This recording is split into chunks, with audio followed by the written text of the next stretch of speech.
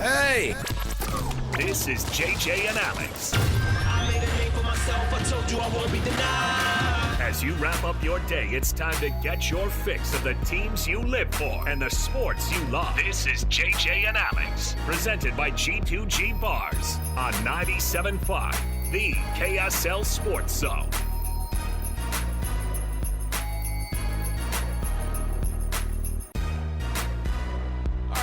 Welcome on in. It is JJ and Alex, 97.5, the KSL Sports Zone. Alex, Kirry, Jeremiah, Jensen. Thanks for being with us. We are at the Doug Smith Mitsubishi here in American Fork.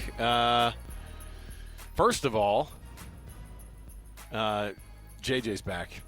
I'm back! JJ's back in town. The boys are back in town. Not like Sly, gives us anything lacking Sly's when you're the gone. best. So Sly is the best. There were multiple times where Alex, our producer, was hovering that hand over the dump button. Am I supposed to? What am I supposed to say to something like that? You get Sly talking about the transfer portal. Oh, and my goodness. He gets a little emotional. These kids, man, I the know. loyalty. Oh. No loyalty these days. We've got tons going on in the program. So JJ and I, we're going to be breaking a ton of things down here. But very first, right off the bat, we want to tell you, like I said, we're at the Doug Smith Mitsubishi here in American Fork. You can come check it out. Our program, as always, is brought to you by the good folks at G2G Bars, a protein bar that's amazing. You want to give it a shot.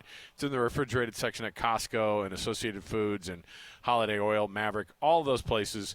It's an awesome protein bar. But let's kick off the hour, as we always do, with the cut, the most important story of the hour here. Let's talk a little bit of hockey. Let's get going here with our friend Travis Yost from TSN. We're going to jump in right here with the cut. Let's do it. It's time for the biggest story of the day.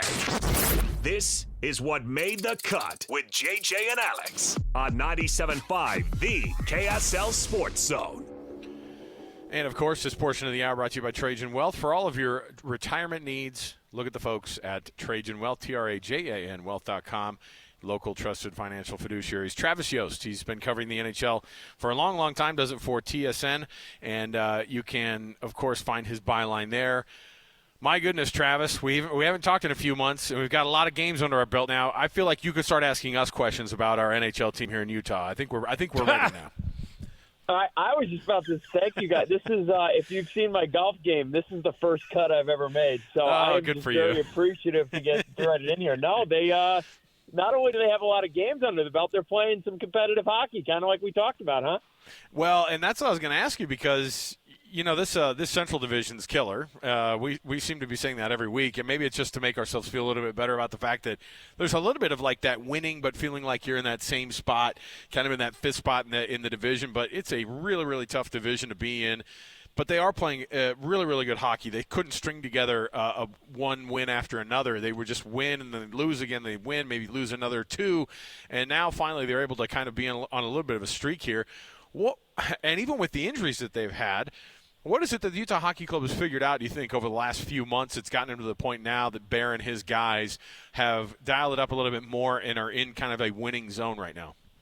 I'll tell you, so a few things. Number one, I'm thinking back to when we did a couple preseason kind of forecasts, and we thought, yep, they're probably going to be fighting for that fourth spot in the Central because you've got this triumvirate of Winnipeg, Minnesota, Dallas, Colorado. Three of those four are going to really work to keep Utah out of the guaranteed playoff berths. But I think we said, hey, upside, thinking optimistically, they stay reasonably healthy, and bolded and italicized exclamation points, get some goaltending behind this young group. They absolutely can compete for one of the two wildcard berths. That's exactly where they are. I would say, and going into the Christmas period here, I think things are looking pretty optimistic for Utah if you look towards the next 3-4 months of the regular season. Now, any 8-game losing streak can fundamentally change a team's plans, and they become sellers at the trade deadline in March, of course. But look where Utah is right now. They're in the middle of the most competitive division of the 4 divisions in hockey. That's number one.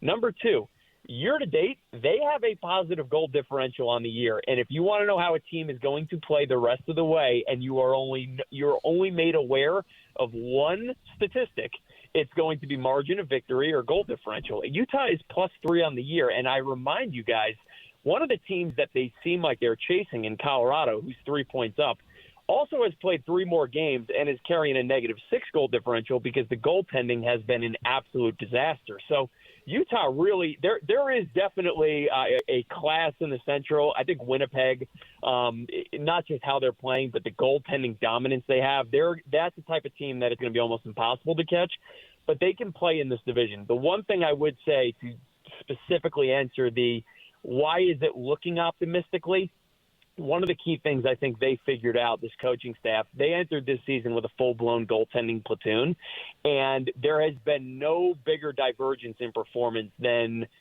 across this entire lineup than when you look, 1, at the goaltenders, and 2, specifically, the, I would say, incredibly strong performance by Krovish Melka versus the awful year-to-date performance by Connor Ingram. I mean, there's really no painting around it, and I do wonder if that informs how Utah thinks about this platoon going forward, because it does feel more platoonish. But I also want to say one last thing on Fishmelka too.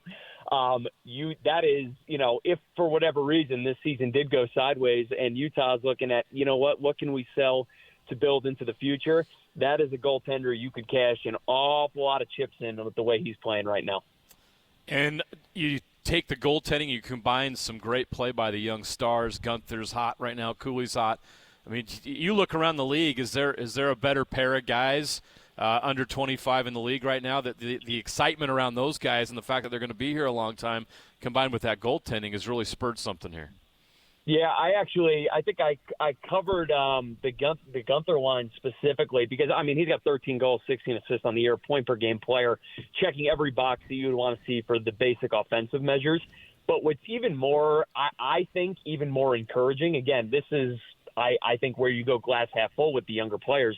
Utah is destroying teams when Gunther is on the ice. This is not, you've got some young, promising offensive player that is scoring at a very high rate and then giving every single goal back in the defensive third. That is just not at all the case. I think at even strength, there are 10 goals to the upside in even strength goal differential of the year, that line specifically. So it's not just that the individual offensive numbers are very promising. It's that as a 5-man unit, they're outplaying the opposition, and that's why they're carrying a positive goal differential on the year. That's why they've won six of their last 10 with points in 8 of their last 10.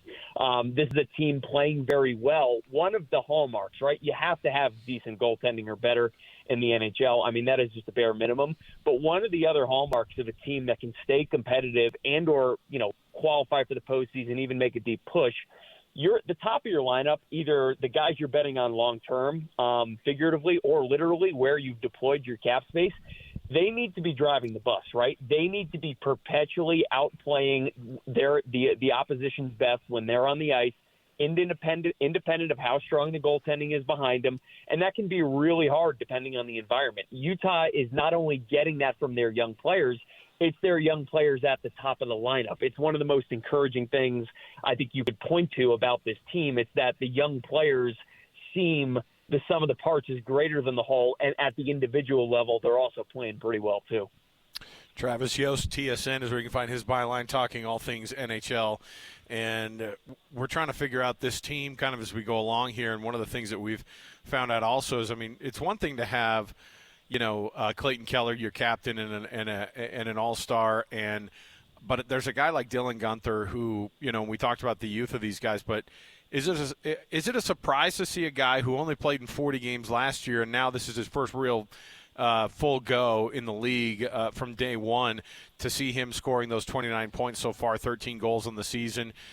I think the club has been so excited about his development. And is it – I guess the word's not rare, but to have somebody come in and kind of overshoot what maybe the development kind of timeline is for them, is that something that happens often, or is Dylan Gunther kind of bucking a normal trend when guys take a little bit longer to develop?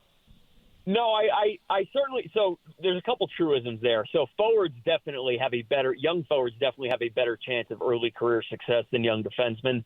That even in the modern era where every team is investing in young blue liners and introducing them earlier to the NHL level, Forwards always have a better chance. It's more of a speed and skill game over the last 15, 20 years. So you've seen this outperformance from young players, but it's only a handful. It's usually only a handful of times a year, and it's a handful of players. I think back to when Dallas introduced Jason Robertson a couple seasons ago, when it was absolutely nuclear off the rip, right? And you kind of see this in pockets around the league.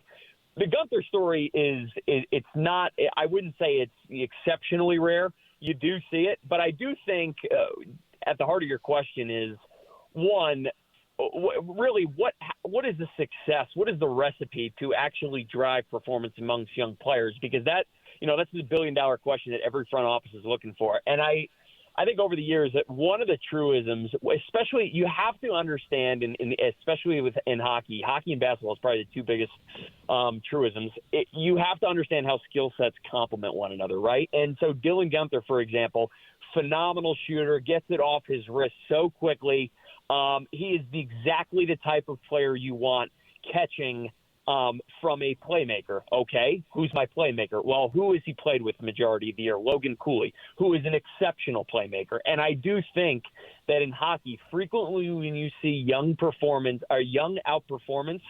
it tends to be because players are in very positive environments. They tend just so happen to land on a great team that's well insulated with veterans, or they are tied to the hip of someone who is a really strong playmaker. I've made this parallel in years past with the Toronto Maple Leafs, where Austin Matthews is if Connor McDavid doesn't exist, Austin Matthews has the crown as the best player in the world. But if you've looked over the years at Toronto, the reason why Matthews has been so successful is in large part he has always had at least one person who's either willing to do the dirty work when it comes to forechecking. I'm thinking of guys, Michael Bunting type names, where all the way up to, 5-star caliber playmakers like Mitch Marner, right? You can't just put guys out in an island in any sport. Definitely true in the NHL, but I think the fact that they've had cohesion and consistency on the line between Hayton and Cooley and Gunther, and the fact that all of them are developing in a positive light early in their careers, I think that's why you're seeing a lot of success there. So it begs the question, should the Utah Hockey Club be aggressive here in maybe some in-season moves to try to get over the hump there, or should they stay the course, be patient, continue to hold on to the assets they have, and just let this ride out? What's the right answer there? Well, I think everyone wants it to be the first, but the right answer is definitely the second. A very tactical – here's the reality, right?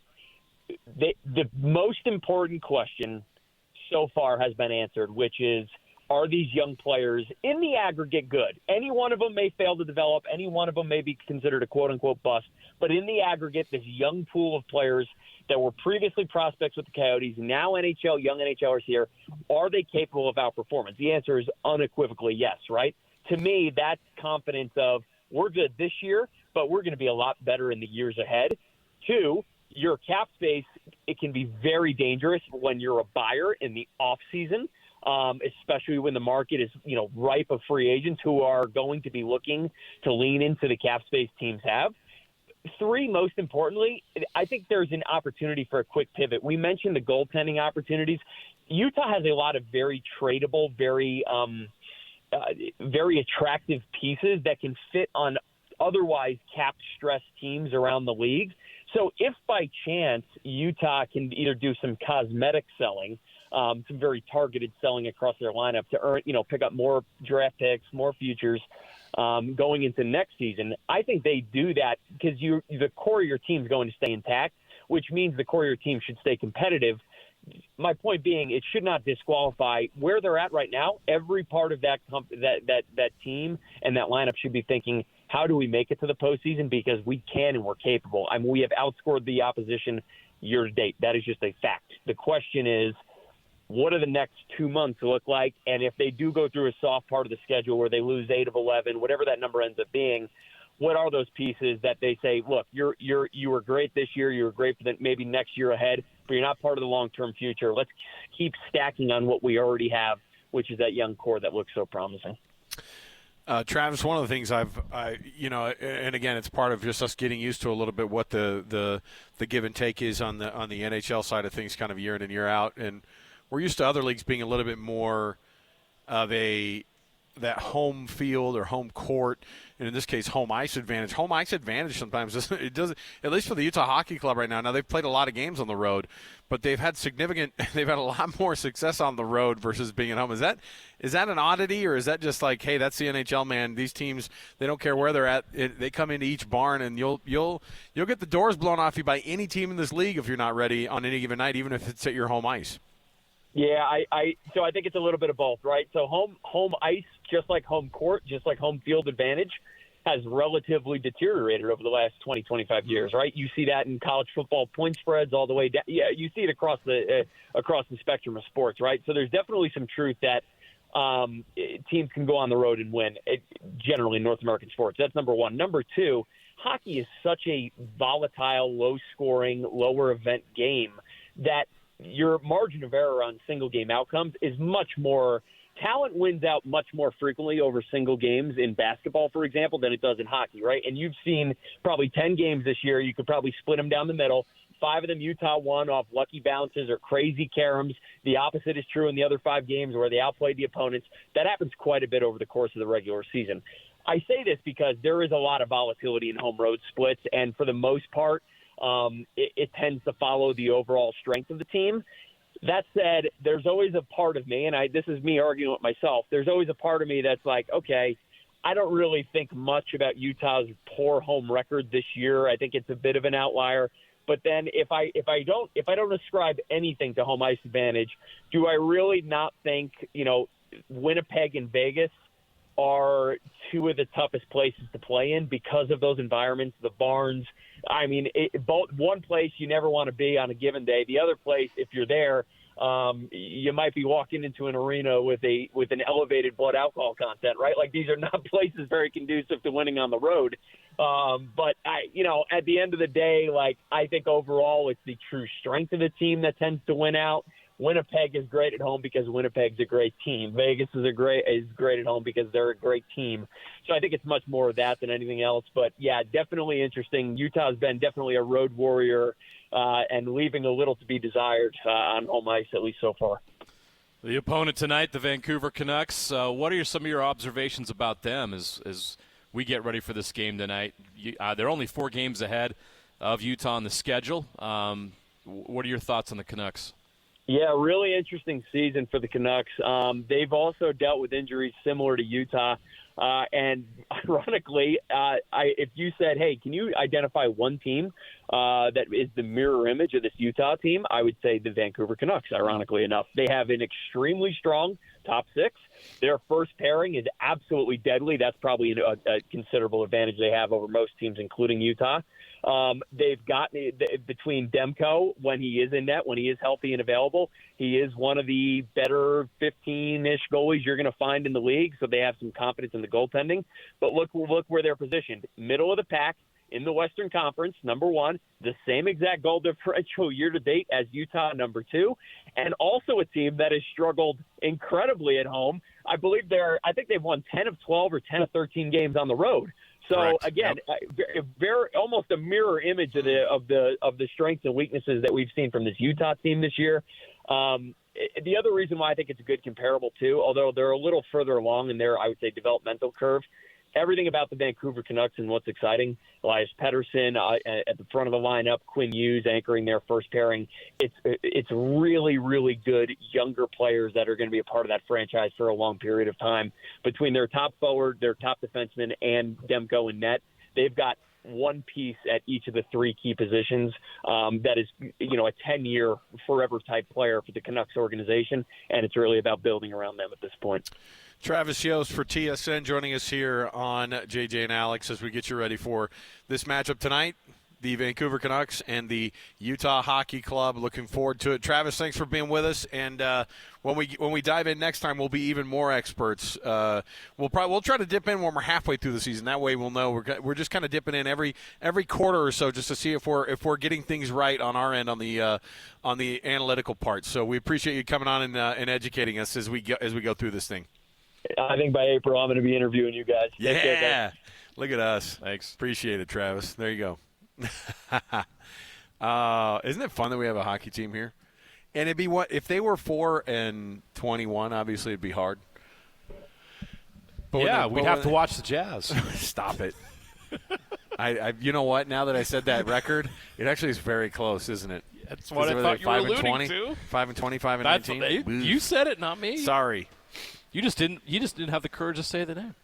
Oh, they've been on blast for me all. I mean, look, it's hard, man. It's hard when you start to. All right, we know the assignment, but it's still hard. I know, and we're just not used to it here in Utah anyway. No. Even during down years, to have down multiple years is really, really. I think the sports gods looked down and said, "You know what? The Jazz are in a serious rebuild. They have to tank. We're going to give you NHL hockey until they're better." I'm just glad that we have enough sports self-esteem to expect more out of our teams. You know, there's something. Look, you could be in Cleveland right now. You could be a Jets fan for life. You know, those could be tough things. Well, the Cavaliers have one of the best teams in the NBA, thanks to the Jazz. That's true. I was thinking more along the lines of just always being a bad Browns fan, always being, It's been tough in Detroit for a long time. I get it. There's some cities, there's some tortured fan bases out there. Yeah. Not everybody can be Boston. I get it. All right, we'll take the break. We'll come back. We've got more to go. When we return, we have were we going to do our Sucks to Be You coming up here? No, we're going to do our college football predictions. We do have a Sucks to Be You later in the show. Now here's the thing. With the break coming up, with a little bit of some Christmas stuff going on, you got the first round of the playoffs this weekend. We've got the quarterfinals next week. I want us to get all the way down to our semifinals. All right? Okay. Let's make our predictions on a handful of these games, and we'll have to make a couple of guesses all the way up into the semifinals. But I think that if we're able to get some of those teams and make those guesses right, JJ, we'll look like geniuses. We're going to do it today. So we'll break it down next. Your first round and your quarterfinals of the college football playoff and what the semifinals are going to shake out to be. Stay with us, 97.5 EKSL Sports Zone. Your home for the best coverage of the Jazz, Utes, and Cougars is right here on The Zone. This is JJ and Alex, presented by G2G Bars on 97.5, the KSL Sports Zone. All right, everybody, welcome back. It is JJ and Alex, 97.5 EKSL Sports Zone. Alex Kirry, Jeremiah Jensen. We are at the Doug Smith Mitsubishi here in American Fork. I thought it was cute before I came down. I was, we're 30 or 40 minutes before, and I get off the freeway, and I said, I might get myself a little In-N-Out burger. That was cute. That was a cute thought. Yeah. Because I looked, and You'd still be in line. No, I know. I forget. At 3 o'clock in the afternoon. I think this might be the most busy In-N-Out of the entire state. They're building them kind of all over the place now. Yeah. I don't know. There's one out in West Jordan. Every time I go through it, there's 4 cars, and I love it. And then there's this one that never has fewer than 20 cars over here in American Fork. Now, they go through the line pretty quick, but I didn't want to chance it. What I'm saying is come on down, and on your way in, bring in a double-double with no onion. No problem. Bring one in for us. Yeah, absolutely. And I'm watching my figure, so don't get me any fries, okay? Yeah, I don't need the extra carbs, thank you. Just the meat. Beef. Actually, make it a triple. Maybe make it a 3x3. I do what I call the quad very often. Wow, yeah, that's a power move. 4 patties with cheese. Yeah, no, but you're, you just eat the. Don't judge. I mean, the patties are small. But you get it with the. That's why In-N-Out's such a great value. You get it with the no carb. Well, you wrap that thing in lettuce, and you're it's basically a salad. This is healthy. I'm basically having half the cow with my lettuce. Exactly. Come down. We're at the Doug Smith Mitsubishi here in American Fork. We'll chat with Mitch in a moment, hear about some of these amazing deals going on. First, let's roll through, because our very first round of the college football playoffs are this weekend. Now, for the sake of time, and because I don't want to get too far ahead of myself, initially I was like, let's do the full quarterfinals, but we're still going to have to get together before the quarterfinals and jam. You know what we should do? We should make these predictions next week, the quarterfinal ones. Let's go through the first round this week. We'll do the quarterfinals, because I don't want to try to project, SMU into the semifinals if I don't really feel like that's going to be the thing that happens. I got to see some games first. So let's go through these first 4 games of this first weekend of the very first college football playoff with 12 teams. And let's start with, is it Friday? Yeah, Friday already. Isn't that crazy? It's awesome. All right. We had a bowl game last night. I watched it. I'm a sicko. That's where we bust the out Frisco Bowl. I've actually covered Frisco. I know. This is where we bust out the crickets. It's in a soccer stadium in the suburbs of Dallas. Yeah. You know Frisco. What's funny is Frisco was the biggest joke because it was basically a one stoplight town years and years and years ago. Now the Cowboys took it over. Oh yeah, it's a whole thing now. It's huge. So Let's start first with Friday's matchup. Indiana at number 7 Notre Dame. So number 10 Indiana at number 7 Notre Dame. That's going to be a 6 p.m. kick here locally. It's a Friday game, December 20th. It's going to be cold in South Bend. First of all, I don't love Notre Dame, but I can't deny how cool it is that the very first playoff game is at South Bend. Yeah. And by the way, it's going to be freezing freaking cold.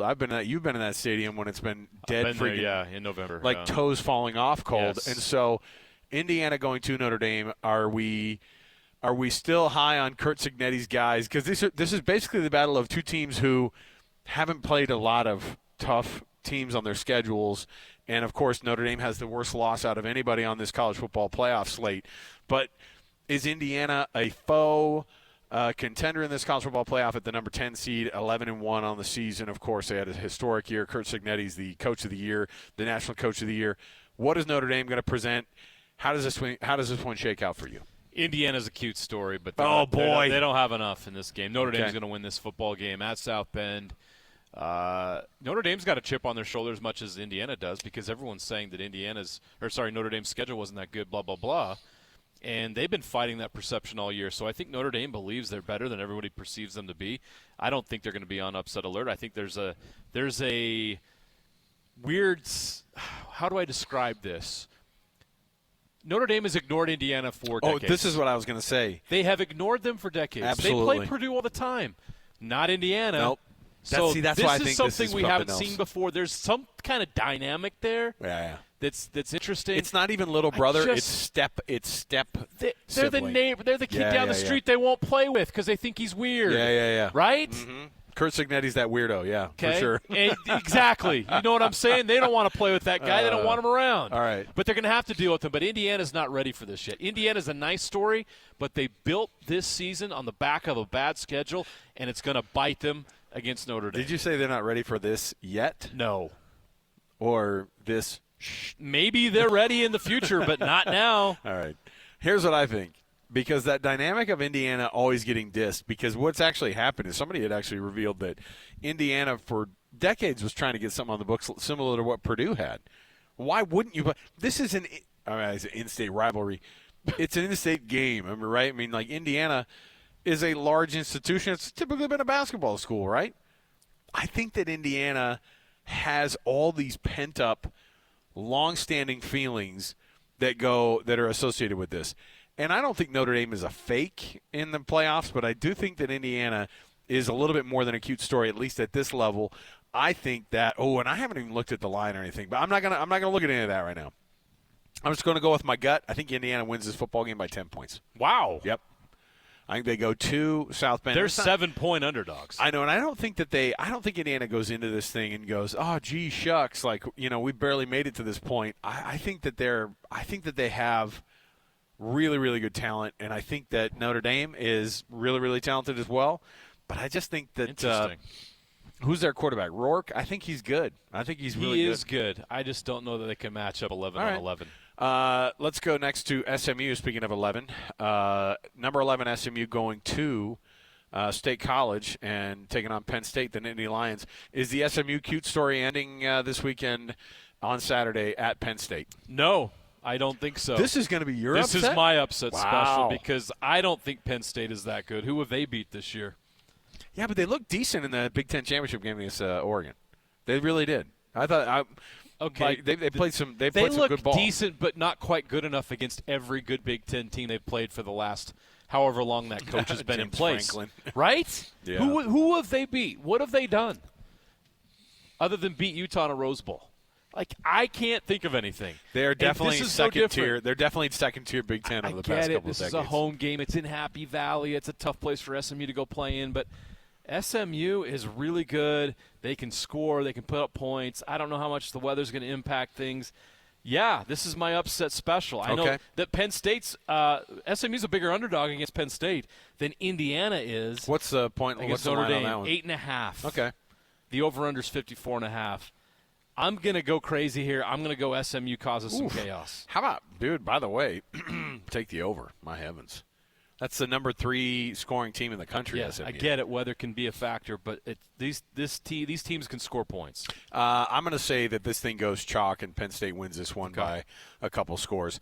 How about Clemson, the number 12 team, sneaking in, obviously, as an ACC champ? The 12th-seeded Clemson Tigers going to Austin at Royal K Stadium there at Texas, taking on Steve Sarkisian and his guys. Texas is going to do to Clemson what Georgia did to Clemson. I think it's going to be ugly. Bit by bit, huh? Just tearing them yeah, apart. and Clemson's a 12-point dog, 51.5 is the over-under. I don't think Clemson has any chance of winning this football game. Clemson benefited from the fall of Miami in the ACC. They found a way to beat SMU. They survived at the end. It was great on them. They earned it. They deserve to be here because of that. But you get into this matchup in Austin against Texas, not going to happen. The Longhorns will roll. All right, I'm writing these down, so make sure we get these so we can have them. Okay, and then finally, the best matchup of the weekend, I think, at least from the seeding standpoint as well. How about Tennessee going to number 8 Ohio State at the Shoe, another cold weather game? How's this one going to be? How's this one going to be for you? I just don't believe enough in Tennessee. No. What's interesting is that it's an SEC team. They had the third best record in the SEC this season, and guess what? They are as forgettable as a third-best SEC team as you can kind of get in my mind. Ohio State, obviously, I think that it almost actually is to their benefit that the last time they were at the Shoe, they were getting beaten by Michigan because they've got to exercise some demons there. But, man, there would be a part of me that really would love to see Tennessee win that game and then try to plant the flag midfield. I mean, before it becomes a felony, obviously, in the state of Ohio. Yeah, hurry, get it in now. I want to see this now that some lawmakers trying to make it a felony. I still think Ohio State pulls this one out. I don't think Tennessee has what it takes, but I think Ohio State honestly benefits from the fact that they had such a flat performance against their rivals, and you're going to see them win that football game against Tennessee to get to the quarters. Real quick, I'll go through the wins for Tennessee this year. Chattanooga, NC State, Kent State. Florida by 6, Oklahoma by 10. They lost to Arkansas. Their only big win was Alabama. They beat a 4-8 Kentucky team by 10. Mississippi State was the worst team in the SEC. They lost to Georgia. They beat UTEP, and they beat Vanderbilt. What have they done other than beat Alabama? Well, they beat the Miners. You just Ohio said it. Come on. State wins and wins big. Okay. All right, there you go. So we've got I've got Notre Dame, or I've got Indiana upsetting Notre Dame. You've got Notre Dame winning that one. You've got SMU upsetting Penn State. I've got Penn State winning that one. We both have Clemson losing to Texas, and we both have Ohio State defeating Tennessee. All right, we'll take the break. We'll come back. We will jam a little bit more. We have a Would You Rather right around the corner, and we'll give you an update on what some of these Mitsubishi prices are looking like here for a lease. You can drive out of here. My heavens, this is a great time to do it. You could sneak out of here, and you know how it is. Maybe your first payment is in middle of January or even February. Come on. You can punt those payments until It's a great time to come in here and get that. Man. Take advantage of that $398 down, $398 a month lease. It's here. way better than embarrassing yourself by getting that other car with the bow on it for Christmas. Get one that actually would be a deal. Come on, man. Let's go. All right, we'll take a break. We'll come back. More to go. 97.5 EKSL Sports Zone. Listen, everybody. Real-life hypotheticals to get your brain churning. As JJ and Alex ask, would you rather?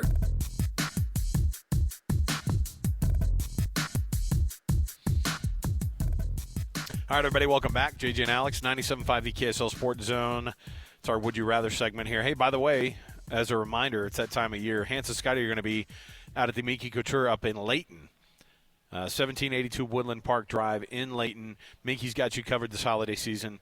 And the original luxury blanket company here in Utah is going to hook you up, not just for the blankets, too. They have all sorts of gifts you don't want to miss. MinkyCouture.com get 50% off right now by entering the promo code ZONE50 at checkout, or just go right there to the one of 6 Minky locations across the Wasatch Front. Usually there's a little extra something, too, in store when Hans and Scotty are there. There's a little on top of that extra, too. So Yep. Go check them out tomorrow. That's tomorrow in Layton.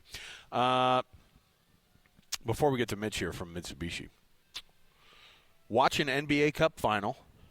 Boy, what a riveting game that was last night between two bitter rivals, too. The NBA, it's fantastic. The bitter rivals in the Oklahoma City Thunder, checks notes, Milwaukee Bucks. And now, look, there's a ton of talent on both of those teams, and it was hard I think that the ratings are going to bear out. It's still not something that Adam Silver can hang his hat on yet. No. So watch an NBA Cup final, watch a World Cup 0-0 draw, watch paint dry, or be a Jets fan. I say be a Jets fan Oh, look because at that's you. actual pain and not numbness. And I can feel. I can want to still feel pain because it makes me feel alive. Okay.